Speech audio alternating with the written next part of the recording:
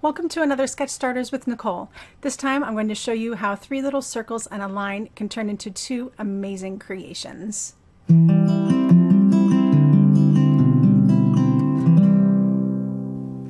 going to start off my first project with some parchment cardstock, grape agate ink, the golden trim washi tape, and the sweet pea palette washi tape, as well as my jet black artist marker. So the first thing I'm going to do is add in a nice grape agate glow using our new blending brush, and I can really ink this up a whole lot and not be concerned about getting a big blob to begin with.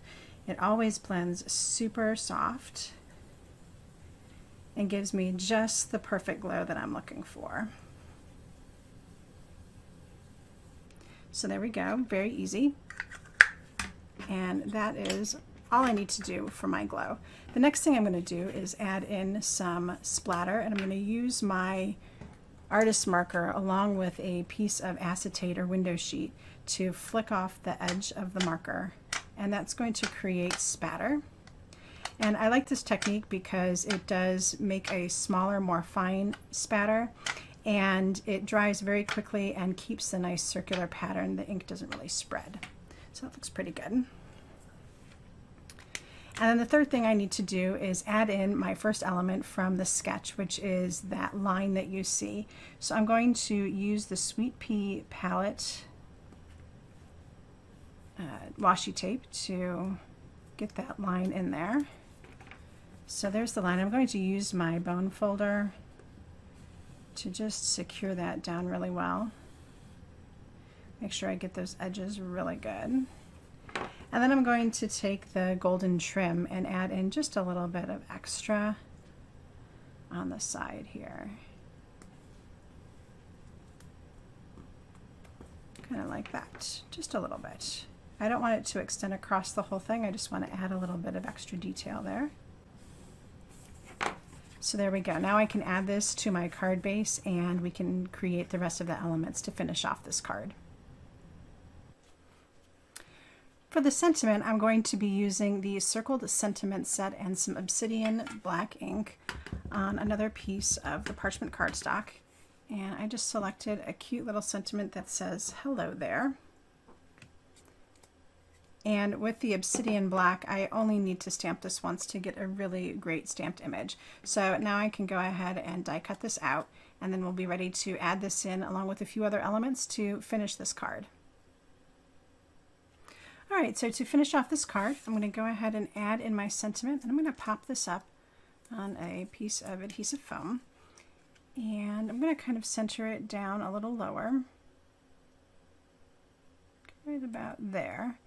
And to interpret this sketch with the 3 circles, I'm not going for even-sized circles. I'm going for different size circles, and I'm using different elements too. So I have my sentiment here, and then I'm going to use some of these beautiful enamel dots from the R Family set to finish it off. Now I'm going to take these guys kind of straight down the double washi here. So I'll use 2 of these pink ones and then add in another lighter color to get some gradation and some size different too. So I'm going from small to medium to jumbo, back to medium, and then small. So I get a really nice pattern, and even though it's not 3, it does fit the intent of the sketch where I have the repeating circles and I have the line, and I have actually flipped this sketch on its side. So this is our first look at an interpretation of sketch number 8. For my second interpretation, I'm going to be using the Painted Flowers stamp set to create those 3 circular images. So of course flowers are circular, and that really fits into the intent of the sketch, but it really doesn't have to be something circular. If you feel like squares or rectangles or triangles, any of those will really count as long as you're doing a repeating pattern of 3. So I'm going to go ahead and stamp out some of these beautiful blooms. And this is actually one of the very first Altenew stamp sets that I owned, and it is still one of my absolute favorites. And I think it's because these stamps are very easy to line up, and it really gives you a feeling of success using these stamps for the layering stamp style if you're new to that style. So I really recommend this stamp set for people who are just getting started with layering stamps, because they really are easy to use and they don't have to be precisely lined up. So that really does help out. Okay, so I'm going to add in 2 leaves for my smaller stamps, and then that'll do it for all of my black outlines. So these were all done up in the obsidian black. And then I'm going to move on to the flowers. So I'm going to use a combination of Pinkalicious, Ribbolite, and Razzleberry. So all the backgrounds are going to be in Pinkalicious. And if you're not familiar with the layering stamps, you'll definitely want to reference the layering guide. It comes with each layering stamp set, so that way you know exactly how these are designed to layer up with each other. Like I said, with this particular set though, you can get away with non-precise layering, so you don't have to follow it exactly, but it helps if you can get close. To finish up the pieces that I need for this card, I'm going to first stamp the sentiment, which is from this teeny tiny stamp set, Best Sentiments, and I just want the Love and Hugs part, but I'm going to stamp out the whole thing and then just cut it out. So go ahead and stamp this on. Again, using the obsidian black works really well with these white on black stamps. I get a beautiful impression the first time, and then I can just go ahead and crop out the Love and Hugs part that I want. So I'll go ahead and set that aside. And then for our card base, I'm going to do the same treatment again. So I'm going to use the grape agate, but this time I'm going to do it on some white cardstock. And I'm going to do a circular glow kind of towards the right side. And this time you'll really be able to see that even though I had that inked up a whole lot, I'm getting this beautiful soft glow with nice diffuse edges. And it is just absolutely gorgeous. Okay, so I'll add that in, and then I've got again my Sweet Pea palette washi tape, which I will bring across all the way this time. So I'm deviating a little bit from the design by bringing this across instead of cutting it off on either side. So go ahead and do that and pop these around the back. And then I'd like to add some spatter to this as well, so I'll go ahead and do that same spatter treatment with my black artist marker.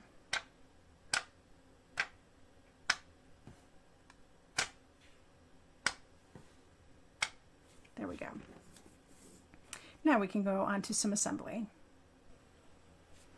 All right, I have my background panel now adhered to my card base, so that is ready to go. I have my sentiment all stamped out, and I need to just snip off the sending because I just want it to say Love and Hugs. So snip that off, and now I have the perfect sentiment, and then I have my flowers. So I want to start by setting up my smaller flowers with some leaves. So I'm just going to add a little drop right here on the end of the leaf and get it onto the flower. All right, and that can go about there. And then the same thing with this one. A little drop of adhesive and the flower. Give it just a second there, and that can go in. And then I've got my third flower, which I'm going to pop up on some foam adhesive. Now, instead of evenly spacing the circles like you see in the sketch, I'm going to bring them a little closer together to turn this into more of an arrangement. So it'll be kind of like that. So I'll just go ahead and lift these up, add just a little bit of adhesive on the back there, and put them right back down where I had them. So those two right together. And then I can use some foam adhesive on my flower.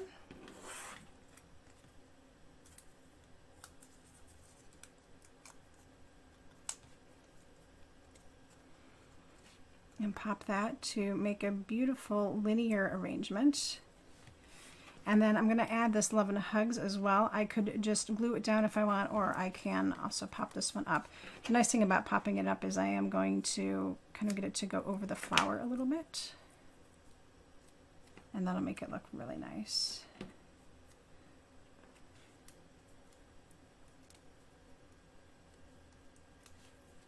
we go. So now I've got my sentiment. And it can go overlapping on the flowers a little bit, just like that. All right, so there are 2 takes on sketch number 8. And as you can see, those little circles can mean a whole lot of different things, but create a whole lot of beautiful ideas. I hope you found inspiration in the sketch and in the samples that I provided for you. If you're inspired to create something with this sketch, don't forget to tag Altenew Sketch Starters out on social media and tag us at Altenew LLC and Pixel Mavens Retreat. We'd love to see what you create. Thank you so much for stopping by today, and until next time, happy crafting. Hello crafters, I hope you enjoyed that video. If you want to see more, don't forget to subscribe to our YouTube channel and hit the notification bell so you don't miss anything. Thanks for watching!